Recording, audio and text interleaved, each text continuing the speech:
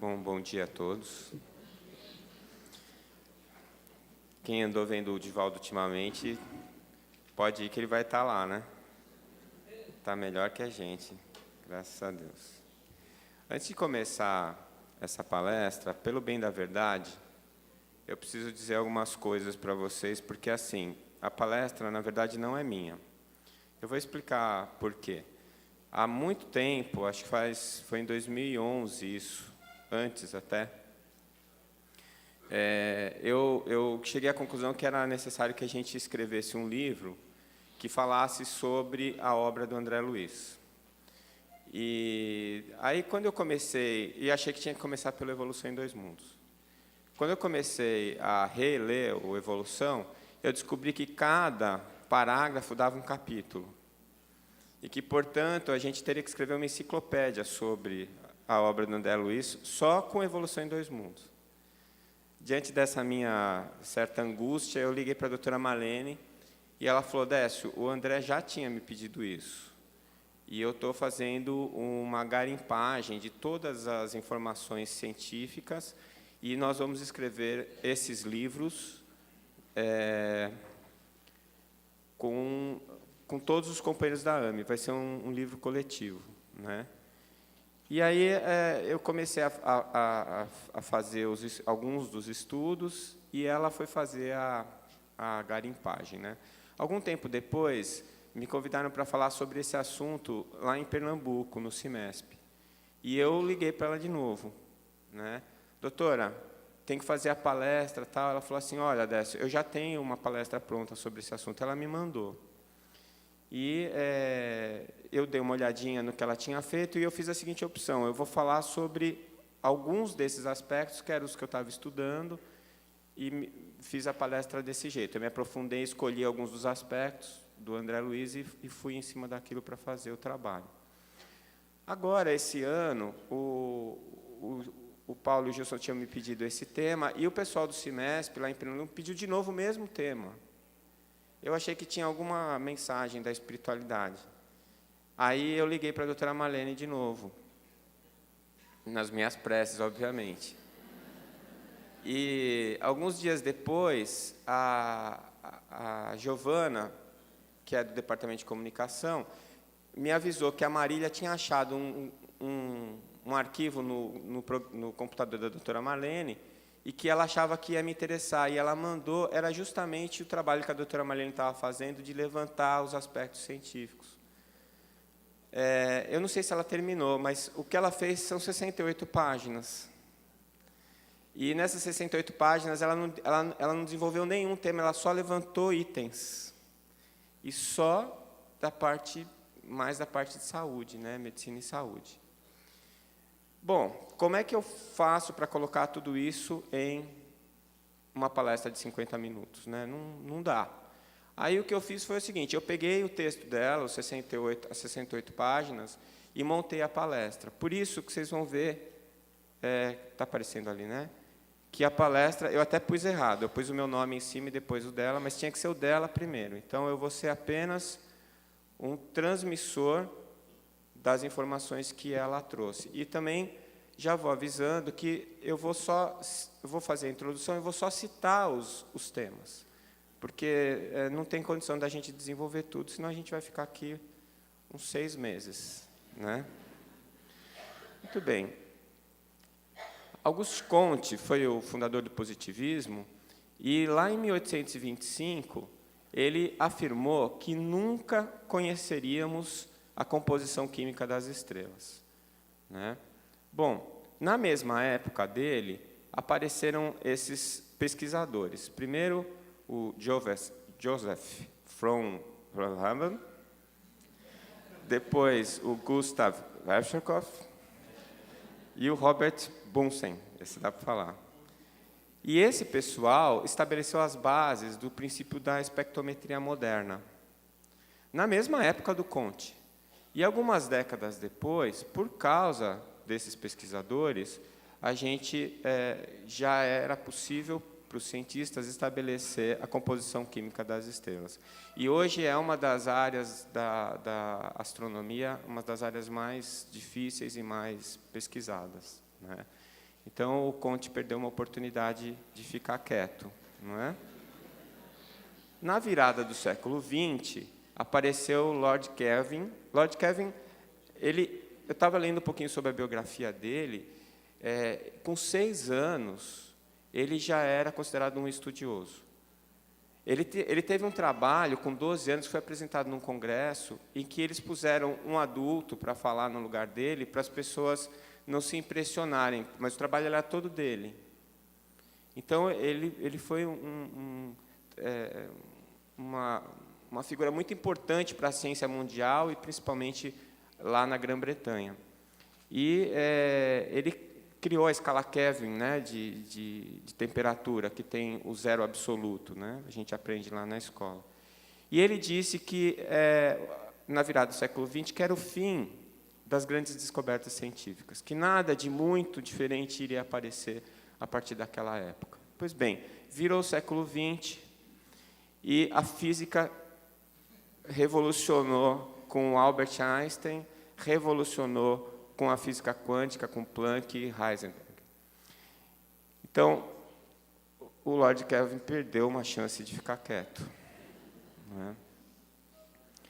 Bom, o John Horgan, que eu acho que também não é uma pessoa que gosta muito de ler sobre história da ciência, ele escreveu um livro em 1996 chamado O Fim da Ciência. E, nesse livro, ele diz que qualquer descoberta científica relevante estava fora de cogitação, que o principal já tinha sido descoberto, daqui para frente era só o desenvolvimento do básico, do que a gente já sabia, né?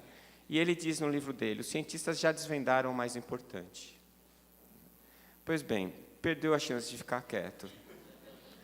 Porque, em 14 de abril de 2003, termina o projeto Genoma.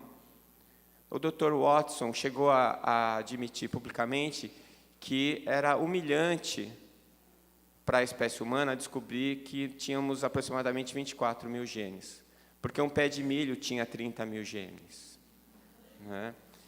E que, então, a gente precisava procurar a causa da complexidade humana em outro lugar que não a genética. Ou seja, tudo que a gente constrói, por isso que se diz que em ciência as verdades são temporárias. Verdade nunca é temporária. Se uma verdade é uma verdade, ela é uma verdade e vai ser assim sempre. É o que nós achamos que é verdade, que é temporário. Então, o próprio conhecimento científico ele vai trazendo uma série de informações, e a gente vai construindo o que a gente acredita, e, às vezes, essa própria construção traz para a gente a conclusão de que estava errado, e a gente tem que desconstruir e começar de novo. É isso que dá graça para a ciência, né? E, com o tempo, quando a gente encontra a verdade, essa verdade ela vai se fortificando com o estudo científico. E é isso que dá para a gente a certeza de que algumas coisas a gente já pode considerar como verdadeiras e outras não, né? Esse biólogo materialista, o Dr. Lewis Wolpert, ele disse, em 2009, que, apesar da gente ter um número pequeno de genes, que logo eles seriam capazes de prever cada detalhe do ser humano usando apenas os genes como explicação, né? Na verdade, ele tá indo na contramão da ciência, porque o que ficou claro para a gente depois do projeto Genoma é que os genes não são tão determinantes quanto a gente imaginava. Eu tenho dito, e eu acho que é bem verdade isso, os genes são os softwares, eles são que nem os apps do seu smartphone, né? Você pode acioná-los ou não, eles estão lá guardados no HD, mas você pode ou não acionar esses apps. E eles são simplesmente apps. Eles não ligam o celular, eles não ligam para ninguém, eles não resolvem o que eles vão fazer. Você que precisa dar o comando. E os genes vão nessa linha, né? Aí perguntaram para o Dr. Wolpert, mas quando que a ciência vai ser capaz de através da genética, explicar completamente o ser humano. Ele falou daqui a 100 anos. Bom, é engraçado isso, né? E depois dessa resposta, ele acabou gerando ou confirmando uma coisa que o Dr. Popper já tinha dito, que é o chamado materialismo promissor. Que é assim, mas o materialismo não está explicando isso? Não, mas vai explicar. Quando? Um dia. Não é? Quer dizer, isso não explica nada. Isso só explica que você tem fé em alguma coisa. Né? Esse é um fanatismo. Tem os fanáticos religiosos e tem os fanáticos materialistas. E todo fanatismo sempre leva ao equívoco. Essa que é a verdade. Né? Então, esse materialismo promissor, ele tem data de validade também, porque as pessoas vão se cansar de ficar esperando. E, na verdade, quanto mais a gente pesquisa, mais a gente vai dando de cara com o espírito. Né? Então, a gente chega à conclusão de que fazer previsões do futuro é ruim. Será? Não, não é ruim.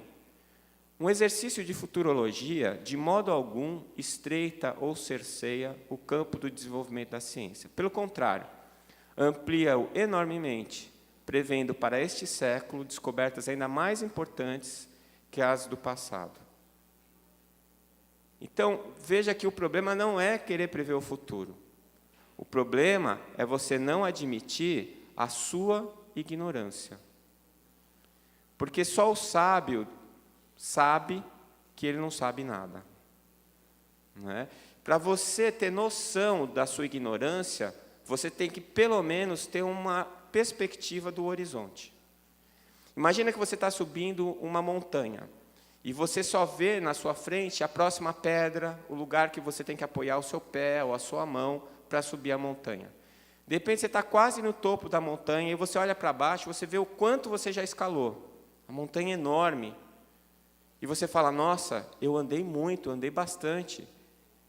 Aí você olha o topo, falta alguns metros, você fala, eu sei quase tudo. Aí você chega no topo. E todo orgulhoso, você se levanta, olha para baixo, vê o quanto você cresceu, o quanto você... E você diz assim, cheguei no topo, eu já sei tudo. Aí você resolve olhar para o horizonte e ver que tem montanhas maiores do que a que você escalou. E que não dá para ver o fim de tantas e tantas montanhas que tem para escalar. E acho que essa é a visão que teve Sócrates quando disse, só sei que nada sei. Então, o problema não é você fazer um exercício de descobrir o que vem pela frente. O problema é você achar que o que você sabe já é o suficiente. Então, dentro dessa perspectiva, vocês querem fazer uma fezinha?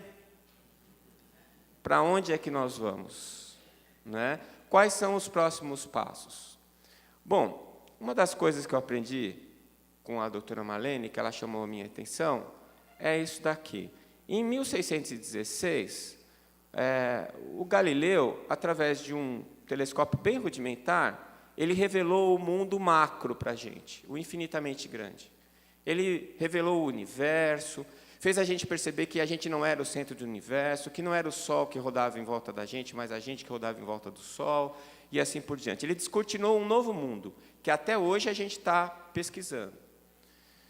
Em 1663, o Hooke, com esse microscópio de altíssima tecnologia, ele conseguiu descobrir que existiam células. E depois, mais tarde, com Pasteur, com Koch, a gente descobriu os micro-organismos. Então, eles desvendaram um outro universo, que a gente nem tinha ideia de que existia. É o micro, o infinitamente pequeno. Então, a gente tinha o nosso universo, que é o nosso contato imediato. Agora, a gente falava de um universo macro, e que a gente pensa em outras inteligências e em outras civilizações. O micro, que tem todo um universo próprio. E agora, a gente está abrindo para a terceira revelação, um outro mundo. Isso em 1857, que é a revelação do mundo espiritual, que veio através do professor Rivaio, né, e cujo instrumento não foi nem o telescópio, nem o microscópio, mas a mediunidade. E, através desse instrumento, ele vem revelar todo um outro mundo, que nos influencia muito mais do que nós imaginamos, né? É sobre isso que estamos falando agora. Nós estamos começando a entrar nesse mundo agora. Puxa, tem mais de 100 anos? Pois é, a quântica também. E até hoje tem gente que não gosta de falar disso, não é? E não é só abrir as portas para o mundo espiritual, que a humanidade já conhece desde as civilizações mais primitivas, mas a maneira como nós estamos adentrando nesse mundo, nesse momento, que é pela mão da ciência. Qual é a diferença? A diferença é que nós vamos com menos emoção, mas com mais razão.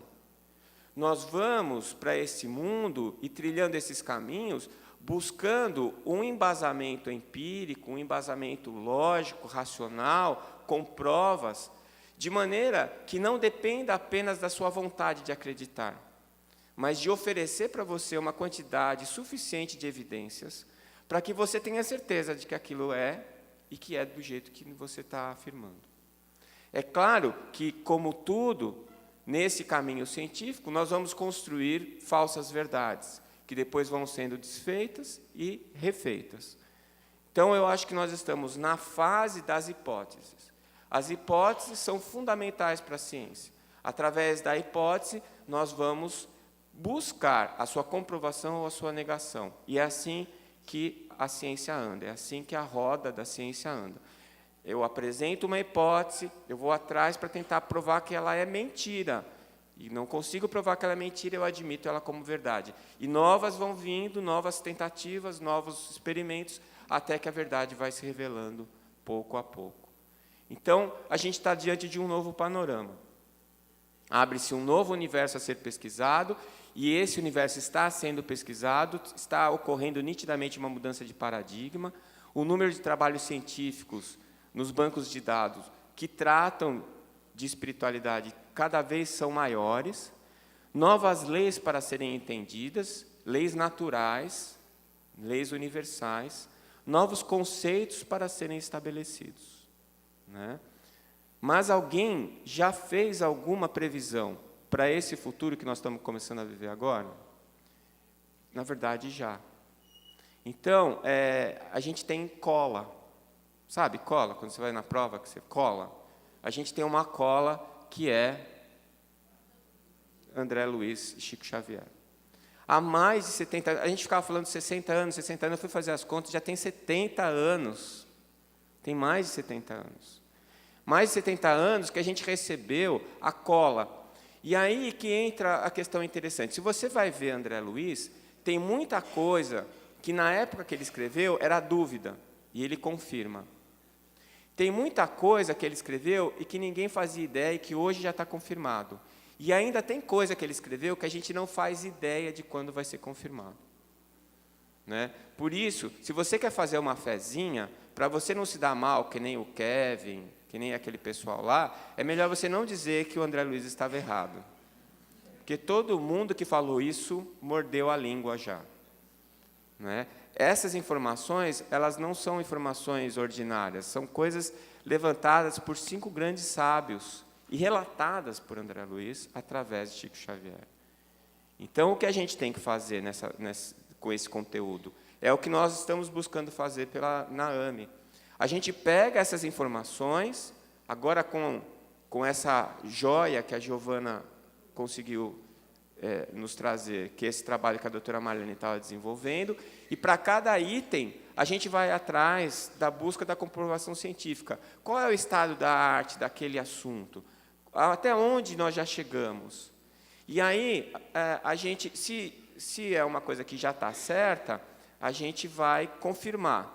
Se não, a gente vai estabelecer a hipótese. Então, a obra do André Luiz, são 28 obras, que começou em 1947, traz uma grande contribuição para a biologia e para a medicina. Confirma e faz a confirmação e complementação de conceitos científicos da época e antecipa alguns conceitos em mais de meio século. Eu tenho a mais absoluta certeza que o Chico psicografou essas obras para hoje. Então, se você leu Evolução em Dois Mundos, ou tentou, há mais de 10 anos, leia de novo, você vai se surpreender. Primeiro porque eu acho que aquele livro é quântico, cada vez que você abre, as letras mudam. Tem coisa que está anotada lá e que eu rabisquei, que eu falei, eu nunca li isso. Mudou. E segundo, que a quantidade de informações que vieram de 10 anos para cá é tão grande que contextualizou um monte de coisas que, quando você leu, você falou, nossa, não entendi nada. Não é? Então, essa obra ela foi escrita para hoje, e não para o século passado. Então, o que nós temos feito é isso. Esse é um artigo que nós escrevemos, o Jorge Daher, o Giancarlo Lucchetti e eu, falando apenas das informações que o André trouxe em um dos capítulos, em um dos seus livros, quando ele fala da glândula pineal. E esse artigo foi publicado na Neuroendocrinology, né, 11 páginas. Para nossa surpresa, eles não mexeram em nada. Não corrigiram nada, não mandaram diminuir o texto, está lá, integral.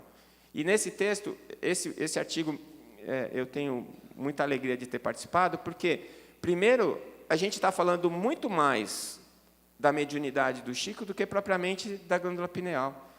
Porque a única coisa que a gente fez foi, olha, esse médium brasileiro, há 70 anos atrás, ele falou sobre isso da pineal. Na época que ele falou, ninguém acreditava nisso, tudo isso parecia fantasioso e bobagem. E agora está tudo comprovado. A ciência já sabe que era verdade. Como explicar isso? Então, na verdade, é um artigo que diz muito mais sobre mediunidade do que propriamente sobre a glândula pineal. Então, eu vou pegar agora dos apontamentos que a doutora Marlene fez e eu vou passar por eles, assim, citando, porque senão a gente não vai ter tempo para terminar. Aí eu peço só que me avisem quando estiver faltando uns 5 minutinhos. Então, alguns dos aspectos. Primeiro, a visão integral do ser. E ela que dividiu dessa maneira, tá? O poder do espírito sobre o corpo. Bom, isso começou com a psicossomática, né? Cada vez está mais forte. As reencarnações sucessivas. Eu escrevi a reencarnação como lei biológica e eu tenho tido a oportunidade de falar sobre reencarnação em ambiente acadêmico, inclusive alguns cursos de pós-graduação. Lá eu uso o termo palingenesia. Eles ficam super felizes. Mas é uma coisa que tem toda uma lógica dentro da biologia, da filosofia. Então, é uma questão que eu acho que a ciência está ficando madura para aceitar. E a gente tem que ir introduzindo devagarzinho para eles não se assustarem. Sobre a evolução das espécies. E aí, se você pegar, no meu livro A Reencarnação como Lei Biológica, eu tenho um capítulo só sobre isso. A reencarnação ela vai preenchendo as lacunas de todas as teorias, porque não existe uma teoria completa sobre a evolução das espécies. E é por isso que ainda há uma discussão sobre o criacionismo. Nós somos, evidentemente, evolucionistas, né? Se você é um espírita, a primeira coisa que vem na sua cabeça, depois de reencarnação, é o quê? Evolução. A gente está aqui para evoluir, a gente só fala nisso o tempo inteiro. Então, a gente tem muito a contribuir com essa questão. Tá? E tem feito isso de uma maneira bastante objetiva. Ela fala sobre o pensamento. Então, matéria é energia. Bom, alguém ainda tem dúvida disso? Né? Einstein vem e diz que E igual a M vezes C ao quadrado. Ah, que legal, todo mundo sabe, tem camiseta até escrito isso. Mas o que é o E? Energia. E está de um lado do igual. E o que está do outro lado do igual? M. O que é M? Massa. Vezes a velocidade da luz ao quadrado. O que o Einstein disse? Que massa é energia, que energia é massa. Ou seja, a matéria nada mais é do que energia. Numa situação, num estado diferente, por conta da velocidade. Por isso o C. Então, é uma coisa, não é uma novidade, né, desde o relativismo de Einstein. E o pensamento é composto de ondas com velocidades supraluminais. Isso é uma coisa ainda que eles nem aceitam que é possível acelerar uma partícula acima da velocidade da luz. Já existem vários artigos em física que dizem que isso é possível, mas isso ainda é bastante polêmico. Mas nós temos que o pensamento é uma onda eletromagnética supraluminal, que viaja a uma velocidade acima de 300 mil km por segundo. E mais, o pensamento tem forma e natureza.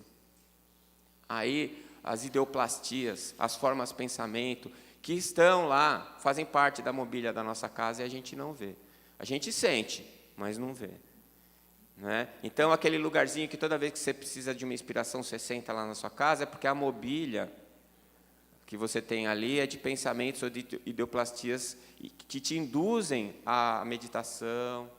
E, ao mesmo tempo, se tem aquele lugar que você não pode ir, que te deixa irritado, né? Você tem que ir lá fazer prece todo dia. Faz seu evangelho lá naquele lugar, que é para remover a mobília espiritual que está te induzindo a maus pensamentos. E assim por diante, quer dizer, o que a gente pensa fica retido na nossa psicosfera, pode ser compartilhado por outros, mas, obrigatoriamente, quem vai ditar os nossos próximos pensamentos. Pensamento sobrio adoece o corpo físico. Eu sempre cito a minha avó, que ela falava muito isso. Essa menina está muito triste, vai ficar doente. Quer dizer, a minha avó já tinha esse conhecimento, quem tem alguma experiência tem esse conhecimento, e em medicina a gente sabe disso também. Todo mundo fala assim, o que você tem? Gastrite nervosa. Isso não existe. Para gastroenterologista, gastrite nervosa não existe. Tem o paciente nervoso que tem gastrite, mas a gastrite nervosa ela não existe. Mas a gente fala disso por quê? Porque a gente sabe que toda vez que a gente está ansioso, nervoso, a gente tem dor de estômago, ou tem diarreia, ou tem vontade de comer, né? Ou tem vontade de matar o vizinho. São essas coisas que acontecem. Mas, assim, é claro que isso repercute no nosso corpo físico. Certamente que isso é verdade. E a gente já observa claramente isso. O que a gente está fazendo agora é estabelecer os mecanismos fisiológicos ou fisiopatológicos pelos quais isso acontece. Né? Com relação à constituição do ser humano, que o ser humano é composto de alma e corpo físico, aí que entra a questão da física quântica, sabe? Porque a física quântica ela está dizendo o quê? Que o observador determina a forma da matéria. Quem é o observador? Pelo amor de Deus, me explica. Não é? Quem que observa? Uma cadeira observa? Não. Uma câmera observa? Não, a câmera ela grava. Quem observa é quem assiste o filme depois. Então, quando você coloca o observador na física, você está introduzindo a dualidade, porque é obrigatório que você esteja falando de algo que não é matéria, porque se é o observador que determina a matéria, matéria não pode determinar a matéria. É isso que está revolucionando. Então, o pessoal fala, faz as contas matemáticas. Não é, a conta matemática é coisa para o físico e para o matemático. Nós estamos falando da questão filosófica, da lei divina que foi desvendada com o conhecimento da quântica. Né? E a complexidade e essa anatomia e fisiologia transdimensionais, que não são novidades, mesmo antes do Espiritismo, mesmo antes de André Luiz, a cultura chinesa, oriental, já falava sobre isso, os envoltórios sutis da alma. Né? Então, o corpo mental, que eu tomei uma bronca da doutora Marlene uma vez lá em Vitória, porque eu falei que o corpo mental era parte do perispírito, ela quase me expulsou da AME, quando nós fomos para a sala VIP. E mandou buscar o livro do André, e me abriu o capítulo e fez eu ler em voz alta. Né? Depois desse dia, eu nunca mais abri minha boca para falar que eu... Mas eu falava assim para ela, eu não estou entendendo, doutora, não estou entendendo. E agora eu entendo. Na verdade, o corpo mental é um campo informacional. Olha, demorou uns 20 anos para entender isso. Pode ser que esteja errado, mas, por enquanto, eu estou acreditando que é isso. Então, ele determina o perispírito, como o duplo etérico determina o seu corpo físico. É um campo informacional. Então, os seres angelicais que estão numa esfera que não tem matéria, eles continuam indivíduos porque eles têm um campo mental, mas não tem matéria. Se ele desce para uma esfera inferior, que tem matéria, ele já vai manifestar o perispírito dele. Então, esse é uma contribuição que o André Luiz dá, que você não encontra nas outras fontes. O corpo espiritual ou perispírito, que provavelmente é formado por várias camadas, dependendo dos níveis vibracionais, e o corpo causal e vital. O corpo causal é uma coisa, o vital é outra. O corpo causal é onde fica a memória, é onde fica a roupa suja, né?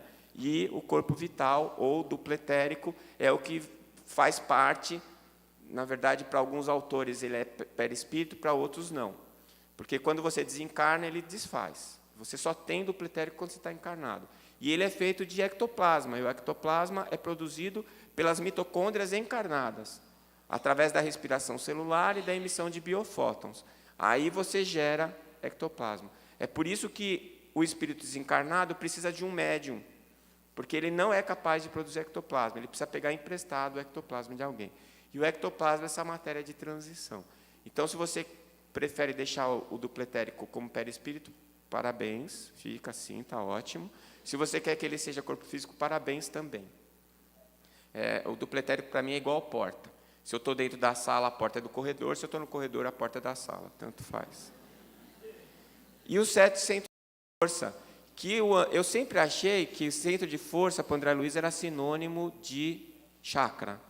E, na verdade, um físico amigo meu lá de Campo Grande me chamou a atenção que talvez não seja isso. Então, talvez o chakra, ou centro de força, seja uma estrutura bem mais complexa. O que a gente vê, que o médium vê, que é o chakra, na verdade, não é uma roda. A roda é você olhar por cima. Ele é um funil. Né? Se você olhar ele de lado, é uma energia vetorial. E o centro de força do André seria um outro funil colocado dentro do perispírito, não no dupletérico. E aí você faria como se fosse uma ampulheta. E essa ampulheta seria 2 sistemas de energia vetorial que fariam a transformação da energia física para a espiritual, da espiritual para a física, fazendo a interconexão. Para maiores informações, da alma ao corpo físico, aquele livrinho vermelho que está lá. Tá? Tem um capítulo, 2 ou 3 capítulos falando sobre isso. É uma viagem. É uma viagem. Eu não sei se é para o lugar certo, mas eu resolvi pôr. E o estudo físico, eu coloquei como anexo atrás. Não entendi uma conta que ele fez, mas está lá. Né? Se você é físico, matemático, pode conferir. Com relação ainda à física, a matéria densa é energia radiante condensada. Então, no André Luiz, ele fala que, em última análise, a gente vai chegar a saber que matéria é luz coagulada. É interessante que os físicos já estão usando esse termo, luz coagulada. E duvido que eles tenham lido André Luiz. Não é? Então, ele já tinha falado sobre isso. E se você for só partindo da teoria da relatividade de Einstein, você consegue chegar a essa conclusão também, que energia é luz coagulada. Né? Um brainstorm, né? A gente está falando de um monte de coisa ao mesmo tempo. É isso mesmo, salada de frutas hoje. Que o elétron é dissociável. Olha, o André falou isso em 1958. E eu já li um artigo falando os erros de André Luiz. E um dos erros de André Luiz apontados é que o elétron é dissociável. Bom, já tem alguns físicos falando que é dissociável. Já tem. Deixa eu contar uma historinha. Quando a doutora Marlene escreveu um livro, eu não lembro qual deles era, e que ela falava que uma das coisas que o André Luiz fala é que as micorrizas são uma relação parasitária. Entenderam? Não, então eu vou explicar. Micorriza é a associação da raiz da orquídea com um fungo. Chama micorriza. E a botânica acredita que isso é uma relação simbiótica, ou seja, o fungo ajuda a orquídea ajuda o fungo. Tá? Só que o André disse que era uma relação parasitária. E quando a doutora Marlene replicou isso no livro dela, uma espírita botânica ligou para a doutora Marlene e falou, olha, doutora, isso não é verdade, é um dos erros de André Luiz. Aí a doutora me ligou, porque na época eu estava em Santos, no Santa Cecília, na Universidade de Santa Cecília, e eu dava aula na biologia. E ela perguntou se eu conhecia alguém que podia ajudar com o assunto. Bom, eu conhecia uma pós-graduanda que era doutora e estava fazendo pós-doc em orquídea. E eu fui falar com ela. Ela regalou um olho desse tamanho quando eu perguntei. Eu falei, olha, a micorriza, ela é simbiótica ou parasitária? Eu não sei se ela regalou o olho, porque ela falou, o que um médico sabe de micorriza? Ou se ela realmente ficou preocupada com a afirmação que eu fiz. Ela regalou o olho e falou assim, posso te responder semana que vem? Eu falei, pode, né? Eu achei estranho, mas tudo bem. Na outra semana, ela falou, olha, Décio, eu vou te explicar. É que o meu orientador está fazendo um trabalho que prova que a micorriza é uma relação parasitária e não simbiótica, como sempre se acreditou. Só que isso é um segredo de Estado, ninguém sabe disso. E quando você falou, eu fiquei preocupada, porque eu queria saber onde você tinha lido. Eu falei, bom, eu li num livro espírita. Aí ela falou, então tá bom.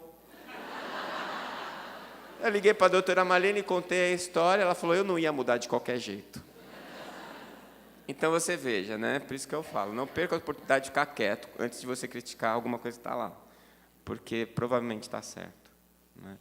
Com relação à biologia celular e molecular, estrutura mental das células. Esse livrinho rosa que está aí, Saúde e Espiritismo, o Roberto Lúcio me escreveu, falou assim, Décio, eu queria que você escrevesse sobre a estrutura mental das células. Eu falei, quê? Quem diz que célula tem estrutura mental? Quem diz que célula tem mente? Ele falou, André Luiz. Mas aonde, meu Deus do céu? Aí eu abri o meu livro quântico, e buscando essa informação, tinha um parágrafo. Um parágrafo. Eu peguei aquele parágrafo, primeiro eu fiz a tradução para o português contemporâneo, né? Eu peguei o dicionário, peguei todas as palavras e peguei os sinônimos, porque tem muita palavra que ele usa que a gente não sabe bem o que é. Depois eu fui atrás das informações científicas. Deu um capítulo, 14 páginas. Um parágrafo. E não é um parágrafo longo, não, são 3 linhas. 3 linhas. Então, para aí você ver o tamanho da quantidade de informações que estão contidas naqueles livros. Os estados mentais e suas influências sobre os genes. Aí tem um livro que fala exatamente sobre isso, O Código Divino da Vida, do Dr. Kazuo Murakami. É exatamente o que ele fala, que o que você pensa, se você é feliz ou você é infeliz, você vai ligar os genes bons, se você é feliz, e vai ligar os ruins, se você é infeliz. Lembra do app? Sabe aquele app que tem um ícone até bonitinho, você não faz a menor ideia para que ele serve? Você se arrisca a apertar aquilo lá? Eu já tentei, travou o celular, foi uma tragédia. Então, esses que eu não sei para que serve, eu coloco todos escondidos, que é para não ter nem risco de eu relar neles. São os seus genes, são os seus oncogenes, são os seus genes que vão trazer repercussões ruins. Então, eles estão lá registrados. Isso é um fator predisponente. Agora, para ele manifestar, você precisa de um fator desencadeante. O fator desencadeante é você ir lá e apertar o app. Então, é quando você desenvolve algum tipo de comportamento que vai induzir aquele registro genético a se manifestar. E o espírito influenciando o citoplasma. Esse é o maior exemplo, né? Nós fomos todos, quando a gente ia na escola, todo mundo que está aqui, aprendeu que quem mandava na célula era o núcleo. E que a alma da biologia eram os genes. E o André Luiz escreveu naquela época que o comando se dava pelo citoplasma. Erros de André Luiz. Não é? Está errado. Todo mundo sabe que é no gene. 60 anos depois, o que é que se fala na biologia hoje? Que o controle da célula está no citoplasma. E mais, ele fala dos centríolos, que são formados de microtúbulos. E uma das teorias mais fervilhantes e mais importantes hoje, na biologia, é de que os microtúbulos seriam um sistema quântico de comando celular. Seriam amplificadores quânticos do comando celular. Vide o cérebro quântico, de Jeffrey Satinover, né? E outros tantos pesquisadores que falam sobre esse assunto. Então, você vê que esse é um assunto que está no up-to-date da biologia hoje, muito importante. E os bióforos, quantas vezes vocês leram essa palavra bióforo? Gente, isso daqui me assombrava. E eu conversava com todo mundo, e ninguém me dava uma explicação razoável. E mais ainda, da onde o André Luiz tirou essa palavra? Bióforo. Aí uma bióloga amiga minha, eu conheço ela da internet, né, da gente trocar informações pela internet, conheci ela no Mednesp em Goiânia, a Márcia. Ela me mandou um trabalho original do August Weismann. A única referência que eu tinha do Weismann me fazia ter raiva dele, porque ele combateu o Lamarck. Para provar que o Lamarck estava errado, ele começou a cortar rabo dos ratinhos que nasciam, gerações após gerações, para provar que os ratos iam continuar nascendo com rabo. E quando ele mostrou que os ratos continuavam nascendo com rabo, foi aceito pela ciência na época que o Lamarck estava errado, que a função não faz o órgão, né? Só que é um erro grave isso, porque ele provocou um acidente recorrente, ele não gerou uma necessidade evolutiva para o rato ficar sem o rabo, né? Então, a referência que eu tinha do Weismann era essa. Quando eu li os trabalhos dele, eu fiquei maravilhado, o cara era um gênio. Os meus gênios fazem bobagem também, né? E o trabalho, ele cunhou a palavra bióforo. e antes do conhecimento dos genes. Então, ele criou todo um trabalho, que eu coloquei nesse artigo da estrutura mental das células, no livrinho cor-de-rosa, em que ele fala que determinados tipos de moléculas seriam necessárias para conter a vida. Então, quando a gente fala que o corpo é ligado ao perispírito molécula a molécula, essa molécula é uma molécula que tem que ter um átomo de carbono, é uma molécula proteica que faz parte da química orgânica, e é ali que o fluido vital vai se ancorar. Então, o Weismann ele teve uma visão muito importante numa época remota da ciência. E o que o André Luiz fez? Ele foi buscar essa palavrinha que era para a gente achar o Weismann lá. Essa é a minha opinião. Por isso que ele usou essa palavra, porque ele queria exatamente dizer o que o Weismann estava dizendo. E aí você vai atrás do trabalho dele e você vê a sincronia. Então, aí é um exemplo de como o André pegou uma informação que já estava na ciência e que estava engavetada. E ele trouxe isso, ele contextualizou e falou, olha, está vendo? Isso aqui que ele disse está certo. Vai lá estudar. Né? Então, agora a gente está se debruçando um pouquinho mais sobre o estudo do Weismann para ver o que mais ele tem para dizer para a gente, já que a dica é do André Luiz. Né?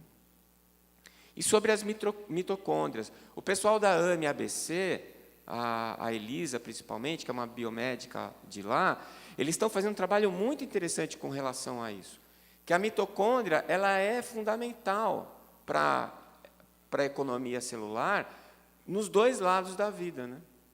Então, essa ideia de que a respiração celular produz ectoplasma é muito interessante, e algumas das coisas que estão sendo investigadas por esse grupo é isso, o pessoal lá da MABC. Por exemplo, um médium que é de efeitos físicos, ele produz mais ectoplasma. E aí, da onde sairia esse ectoplasma? Da respiração celular. Então, quando você tem a respiração celular, no metabolismo, quando você queima o substrato, né, a glicose, com oxigênio, você vai produzir três coisas. Você produz calor, não é? Por isso, quando você faz atividade física, você sobe a temperatura do seu corpo. Você produz ATP, que é o trifosfato de adenosina, onde você vai envelopar a energia numa molécula química para depois ela ser usada pela célula. E você produz biofótons. Então, o médium de efeitos físicos seria aquele que, geneticamente, ele produz mais biofótons do que a maioria das pessoas. Né? Se você é aquela pessoa que come e não engorda, provavelmente você produz uma quantidade maior ou de calor ou de biofótons. E assim por diante. Então, são hipóteses que precisam ser estudadas, estão sendo pesquisadas. Né? Mas eu acho que tem muita coisa legal para vir daí. E uma das coisas que a gente está querendo ver é isso. Então, durante um transe mediúnico, quanto mais utilização de ectoplasma tiver, muito provavelmente vai ter uma queda da temperatura do médium. O Marco Aurélio fez um trabalho agora de mestrado, está saindo, publicado numa revista internacional também, em que nós medimos a temperatura do médium. E a temperatura dos 40 médios baixou muito pouco, não foi estatisticamente significante. Mas era psicofonia. A gente precisa medir em outras formas de ectoplasma. E com N maior, porque os 40, na verdade, eram 20 médiuns e 20 controles. E não deu diferença estatística, mas deu uma tendência à diminuição. Então, são coisas que a gente precisa estudar, que eu acho que estão ligadas à obra do André. Etiopatogenias e corpos sutis. Enfermidade e a desarmonia espiritual. De novo, né? Causas profundas das doenças no corpo espiritual. Esses seriam os focos patogênicos que viriam do corpo espiritual para o corpo físico. Então, tem aqueles que já estão manifestos através dos genes, que na hora que a gente vai reencarnar, durante o processo de embriogênese, a gente vai imprimindo, tanto nos genes quanto no corpo físico, uma série de elementos que já vêm do passado, que são registrados no nosso perispírito. O Dr. Ian Stevenson faz um trabalho muito importante sobre esse assunto. Ele faz estudos e relatos sobre esse assunto, principalmente nas marcas de nascença.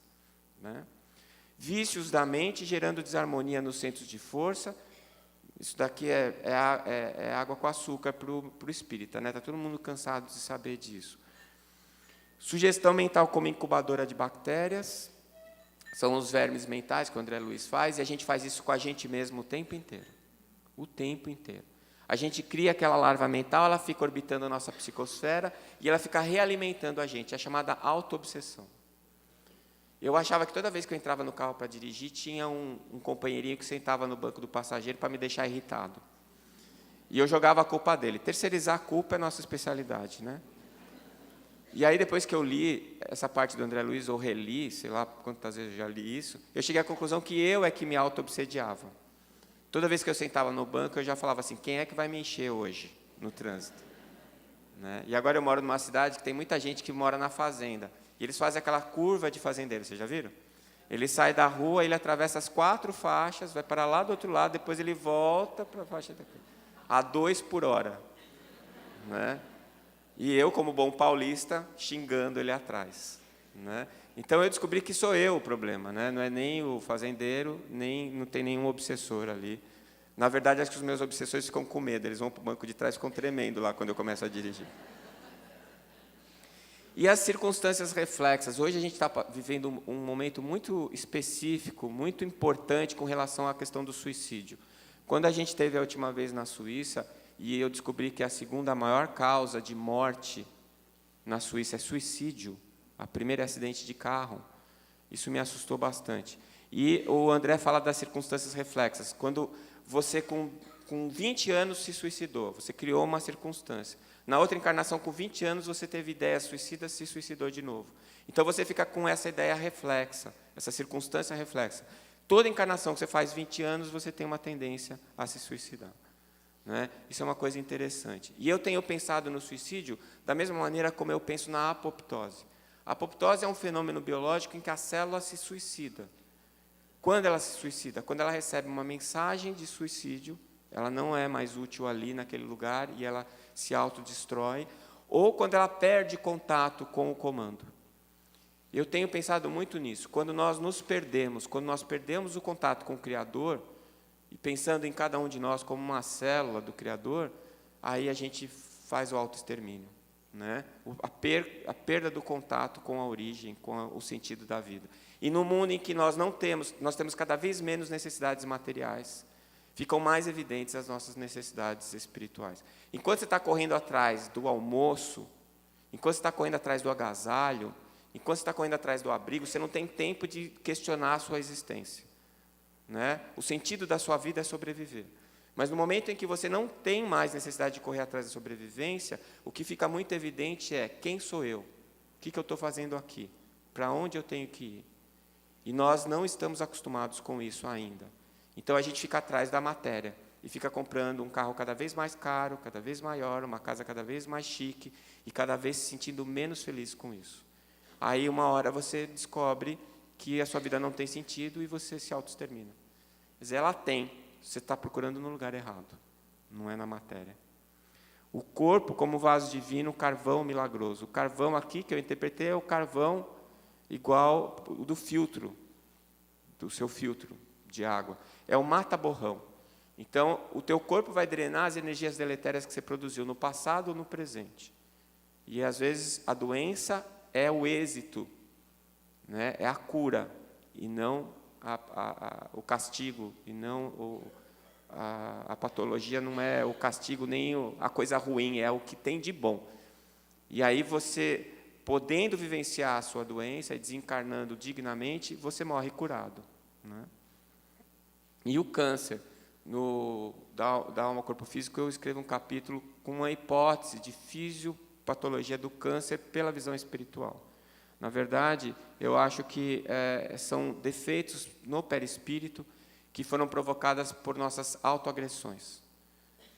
Todas as vezes que a gente sai do caminho da lei do amor, a gente gera uma lesão no perispírito, e isso vai acabar se manifestando como doença, e às vezes você cria um esgarçamento no perispírito que só vai vazar na próxima encarnação, que é a ruptura em 2 tempos. E aí você vê criança com câncer e fala, mas o que essa criança fez? Né, para sofrer tanto. Se você não for reencarnacionista, não explica. Aí não dá nem para acreditar em Deus. quando você olha uma criança de 2, 3 anos com câncer. Né? Agora, quando você entende a reencarnação, isso faz mais sentido. Sobre a glândula pineal, eu já falei do artigo que a gente escreveu. Ele fala que governa o mundo das emoções, controla o sistema endócrino, comanda as forças subconscientes, supre os órgãos de energias psíquicas, é fonte de criação das mais importantes, a glândula da vida mental. Isso ele escreveu em 45, só em 58 que descobriram a melatonina e que começaram a estudar a glândula pineal na ciência. Não é? E aí a gente escreveu esse artigo que fala exatamente sobre isso. Os 3 cérebros, né? Ele fala dos 3 andares no mundo maior. O primeiro andar seria o cérebro primitivo, o tronco encefálico, o porão da individualidade, onde mora o subconsciente. O consciente nas conquistas atuais, no nosso córtex motor, e o superconsciente, que nós estamos tentando alcançar nesse momento, nos estímulos do futuro, fala dos lobos frontais. Eu acho que esse é um assunto extremamente importante para a neurofisiologia desse momento e para o que a gente vai descobrir para o futuro. Né? E a doutora Irvênia descobriu esse trabalho do Paul MacLean, de 68, que fala do cérebro trino. Então, com base nisso, esses 3 cérebros aqui estão escrevendo um livro. Não são cérebros tão brilhantes quanto os do André Luiz, nem do Chico, mas a gente está fazendo esforço para escrever. O livro já tem nome, tem até capa, e nós não terminamos de escrever ainda. O cérebro trino a serviço do espírito. Então, cenas dos próximos capítulos. Transtornos mentais, impaciência, tristeza, esquizofrenia, isso é assunto para o Sérgio, né? Mas são coisas que já são abordadas pelo André Luiz. A demência senil por fixação da mente num mundo material de impulsos inferiores. Né? E aí você vê o Divaldo, você vê o Jorge Andréa com uma lucidez danada. Né? O que ele é genética boa? É genética espiritual boa.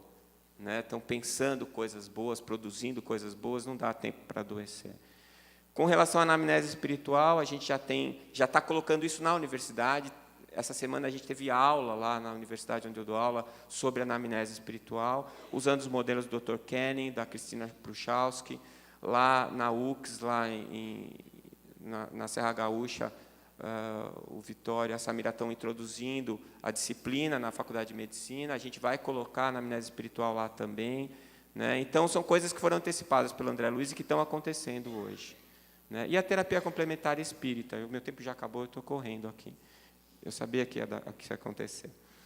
Prece, passe, água, técnicas desobsessivas. Uma coisa que me chamou a atenção, a primeira vez que eu cheguei na Europa para fazer palestra, eles queriam saber sobre desobsessão. Eles já tinham percebido que tinha isso lá. Né? O Dr. Alan Sanderson, psiquiatra, ele descreve o spiritist attachment. Ele, fazendo a psicoterapia da pessoa, ele descobria que tinha uma outra entidade entre ele e o paciente. E ele passa a conversar com a entidade para terapeutizar a entidade, para depois fazer a terapia do paciente. E nunca tinha lido André Luiz. Quando a gente chegou lá falando essas coisas, nossa, ele não se aguentava, né, de alegria, de felicidade. Devia pensar ele, eu não sou louco, é isso mesmo. Né? Então, as técnicas desobsessivas, elas são coisas importantes e que a gente tem muito a contribuir. Muito. O problema é que eles querem uma coisa mágica. Né? Você senta, faz uma pagelança, fica livre e vai embora. Não tem isso daí. Né? Não tem. Com relação à bioética, a gente tem batido muito nisso.